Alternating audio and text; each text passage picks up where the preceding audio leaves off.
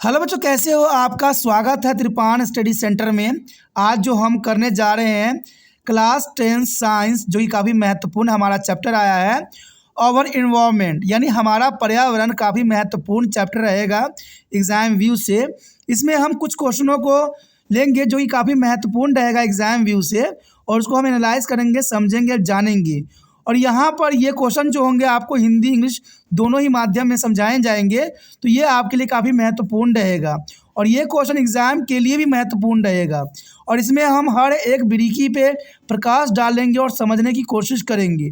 और इन क्वेश्चनों को अगर आप अच्छे से समझ लीजिएगा तो एग्ज़ाम में काफ़ी हद तक आपको फ़ायदा होने वाला है। लेकिन आपको पता है, इन क्वेश्चनों को डिस्कस करने से पहले एक बात जो मैं हमेशा कहता हूँ, जिसको आपको सोचना भी चाहिए, विचार भी करना चाहिए और इवन अमल भी करना चाहिए, वो ये है कि जब भी वीडियो देखिए पूरा देखिए, क्योंकि अधूरा जानकारी सदैव खतरनाक होता है। साथ में एक इम्पोर्टेंट बात ये भी रहता है, अगर आप पहली बार वीडियो देख रहे हो तो लाइक शेयर सब्सक्राइब करना मत भूलना, क्योंकि दोस्तों लाइक कीजिएगा तो बनाने वाले का मनोबल बढ़ता है, सब्सक्राइब कीजिएगा तो इससे ये होता है कि जब भी मैं कोई वीडियो डालूंगा उसका नोटिफिकेशन आपको समय रहते मिल जाएगा। और देखिए, शेयर का मतलब ये होता है कि आपके थ्रू ना जाने किन बच्चों को हेल्प मिल जाए, ये आप भी नहीं जानोगे, इसलिए जो है आप शेयर जरूर करो, ठीक है। व्हाट्सएप स्टेटस पे भी लगाओ। दोस्तों, आरएनएसएस सेंटर जो है कई मानने में बहुत से बच्चों के लिए हेल्पफुल है, चाहे वो 8th क्लास हो, 9th 10th 11th 12th हो, चाहे वो NIOS बोर्ड के बच्चे हों, ठीक है, चाहे BA MA के बच्चे हो, सभी क्लासों के लिए कुछ ना कुछ जो है त्रिपान एनएसएस सेंटर में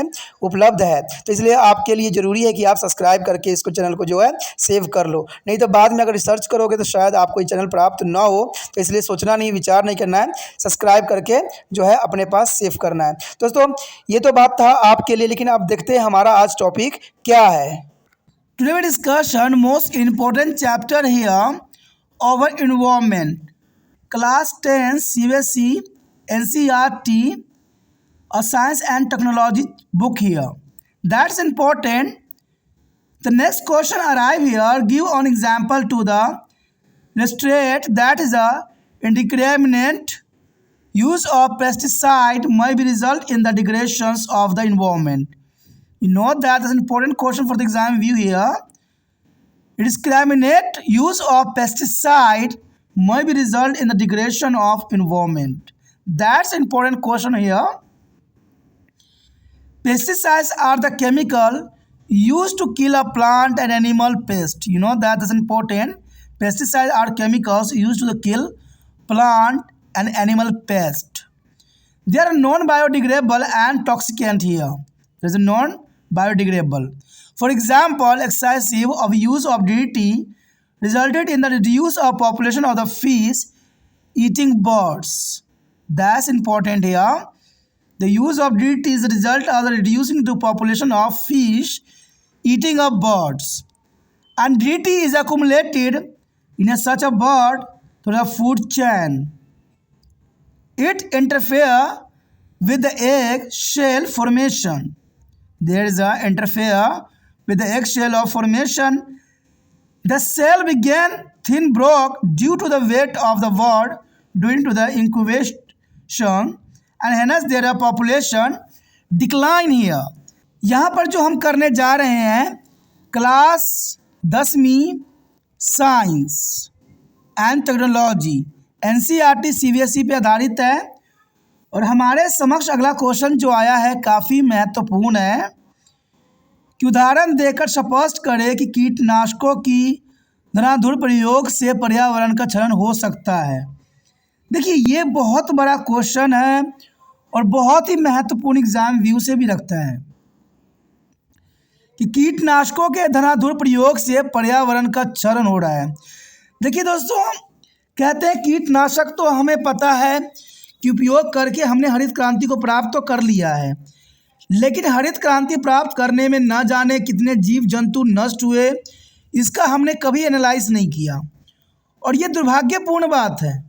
हमारे बड़े बड़े जो समाज में ज्ञाता लोग बैठे पड़े हैं, उन्होंने हरित क्रांति की तो बहुत बखान कर लिया और बहुत सरकार की जो है पीठ थपथपा दी, लेकिन किसी ने इस बात का एनालाइज नहीं किया कि कीटनाशक का प्रयोग करने के कारण सिर्फ हमने हरित क्रांति को तो प्राप्त किया, लेकिन प्राकृतिक रूप से जो जीव जंतु हमारे पर्यावरण में अपनी महत्वपूर्ण योगदान देते थे वो सारे के सारे नष्ट हो गए।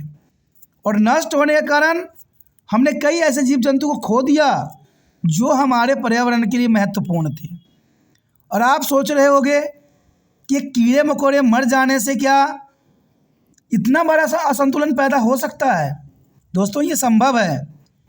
अगर ये कीड़े मकोड़े अगर मर जाते हैं इतने पेस्टिसाइड यूज़ करने से, तो बहुत ही हमारे जो है जीवन पर भी नुकसान पहुंचेगा और हमारा जो है अस्तित्व भी मिट जाएगा।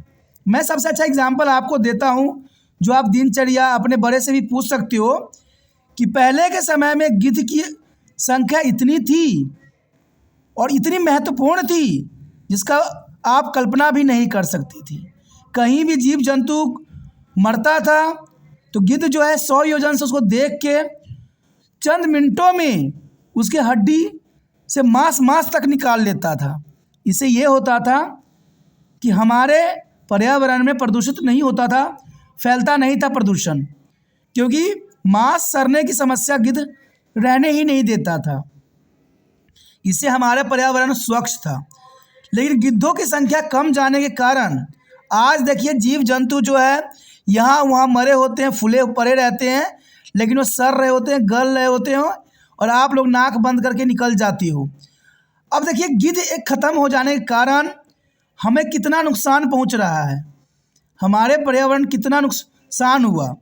इसी प्रकार देखा जाए तो कीटनाशक के अंधाधुंध प्रयोग से हमने हरित क्रांति को तो प्राप्त कर लिया, लेकिन हमने कई जीव जंतुओं को खो दिया जो पर्यावरण के लिए काफ़ी महत्वपूर्ण है। और आज के समय सबसे बड़ी समस्या है, देखा जाए तो औद्योगिकरण और शहरीकरण। लेकिन फिर भी सरकार हमारा जाग नहीं रहा है। विश्व स्तर पर इसको जो है प्रोत्साहित करने की ज़रूरत है कि जीव जंतु संरक्षण के लिए, लेकिन सब के सब किताबी बातें हैं। सरकार सिर्फ पर्यावरण दिवस पे एक जीव को सिर्फ ला के रख देते हैं और कहते हैं कि हम तो पर्यावरण के सबसे बड़े शुभचिंतक हैं, लेकिन ऐसे शुभचिंतक बनने से कुछ नहीं होगा। जो हमारे समाज में गलत हो रही है उसको नहीं रोके तो हमारे समक्ष जितने भी जीव जंतु हैं सभी नष्ट हो जाएंगे। सरकार सिर्फ नियम बनाती है, रूल रेगुलेशन लगाती है, अमल कभी नहीं करती है, और ये बहुत दुखदायक परिस्थिति है। कहते हैं हरित क्रांति, अगर हम सुचारू रूप से कृषि करें फिर से भी जो है हम हरित क्रांति को प्राप्त कर सकते हैं। लेकिन आज लोग कहते हैं कि आदत सी पड़ गई है कीटनाशक का उपयोग करने का और अधिक से अधिक जो है खादों का उपयोग करने का। कीटनाशक वह रसायन होता है जिसका उपयोग पौधे और जानवरों को कीटों को मारने के लिए किया जाता है, और यह एक गैर बायोडिग्रेडेबल और विषैली होते हैं जो इंसानों को नुकसान तो पहुंचाते ही हैं, प्लस जीव जंतु के लिए भी बहुत नुकसानदायक होता है। उदाहरण के लिए डीडीटी के अत्यधिक उपयोग के परिणाम स्वरूप मछली खाने वाले पक्षियों की आबादी कम हो गई है। मैं आपको पहले ही बता चुका हूँ कि हमने एक गिद्ध जो सब के बारे में जानता है, वॉल्चर के बारे में सब कोई जानते हैं, उसका मैंने एग्जाम्पल दिया। और यहाँ पर मछली खाने वाले पौधे की आबादी कम हो गई, तो इसका कहीं ना कहीं जो है डीडीटी के उपयोग के कारण ही हुआ। ऐसे पक्षियों में डीडीटी खाद्य श्रृंखला के माध्यम से जमा होता जाए और इसे अंडे के छिलके के निर्माण में बाधा उत्पन्न किया है। अगर आप देखोगे तो इनके आज के समय में जो पक्षी अंडे दे रहे हैं वो बिल्कुल ही कमज़ोर ढीला देते हैं, जिनमें जीवन भी संभव नहीं होता है। और कहते हैं कई जगह पर आपको समझाने की कोशिश भी किया है, बड़े बड़े फिल्म स्टार ने भी, कई फिल्में भी इसमें बनी हैं, लेकिन फिर भी इंसान जो है फिल्म देख लेते हैं लेकिन वास्तविकता को नहीं समझते हैं, और ये गलत है। कहते हैं जो समाज में बुराइयां हैं अगर उसको हम दूर ना किए तो इंसानों का अस्तित्व ख़त्म हो जाएगा। और देखा जाए तो ये अंडे के छिलके कमज़ोर होने के कारण जीवन का उत्पन्न होना संभव नहीं है। इसलिए हमारे समाज से ऐसे बहुत से जीव जंतु जो हैं नष्ट हो गए हैं, पर्यावरण से नष्ट हो गए हैं, जो कि बहुत दुखदायक परिस्थिति है। खोल पतला होने के कारण उष्मायान के दौरान पक्षी के वजन के कारण टूट गया और इसलिए उनकी संख्या में गिरावट आई। यानी डीडीटी के उपयोग के कारण क्या हुआ, अंडे के छिलके कमज़ोर थे और जब पक्षी उसको जो है सेकने के लिए बैठी तो उसके अंडे टूटते चले गए। जब अंडे टूटते चले गए तो बच्चे जो है नया विकसित नहीं हुए, जिनके कारण इनकी जनसंख्या जो है घटती चली गई। और ऐसा तो आज हर पक्षी के साथ देखने को मिल रहा है। आज जितने भी पक्षी अंडे दे रहे हैं उनके जो छिलके होते हैं बहुत ही सॉफ्ट कमज़ोर होते हैं, उनके बैठते ही टूट जाते हैं। और ये सब कहीं ना कहीं हमारे जो है लालच का ही परिणाम है। और देखा जाए तो हरित क्रांति प्राप्त करने का सबसे बड़ा परिणाम पक्षी भोग रहे हैं, जो कि सही नहीं है। और ये जग कल्याण के लिए भी सही नहीं रहेगा और इंसान के अस्तित्व के लिए भी सही नहीं रहेगा। तो इसी के साथ हमारा ये क्वेश्चन ख़त्म हो जाता है, जो कि काफ़ी महत्वपूर्ण था। ये एग्ज़ाम व्यू से भी महत्वपूर्ण क्वेश्चन रहता है और आपके जीवन के लिए भी बहुत महत्वपूर्ण रहता है। अगर आपको समझ में आया, अच्छा लगा, अगर आप दिल से त्रिपाण सृजन मदद करने की विश्वास रखते हो तो जितना हो सके इस वीडियो को शेयर कीजिए। और शेयर करने के लिए कुछ नहीं करना है, यूट्यूब से लिंक को कॉपी करना है, व्हाट्सएप स्टेटस पर लगाना है। देखा जाके कि जितना शेयर कीजिएगा उतना दूसरे बच्चों का केयर होगा और केयर के साथ कुछ बच्चे समझदार भी बनेंगे और हमारे जो है प्रकृति की रक्षा भी करेंगे। कहते हैं अगर इस वीडियो से एक बच्चा भी समझ जाए तो त्रिपाण स्टडी सेंटर को जो है वीडियो को बनाने का जो है कार्य सफल हो जाएगा। ठीक है, पहली बार मेरे चैनल पे आए हो, पहली बार वीडियो देख रहे हो, समझ में आ रहा है, अच्छा लग रहा है तो जनरल सी बात है दोस्तों, चैनल सब्सक्राइब कर लीजिए। सब्सक्राइब कीजिएगा तभी जो है आने वाला समय में और भी वीडियो आपको प्राप्त हो सकेगा, क्योंकि आने वाला समय में बहुत से वीडियो आपको उपलब्ध होंगे। कहते हैं आने वाला समय में SST के भी क्वेश्चन आपको नज़र आएगा, मैथ के तो है ही हैं, साइंस के भी आ ही रहे हैं। उसके बाद आपका जो भी सब्जेक्ट है सभी यहाँ पर बखूबी उपलब्ध रहेगा।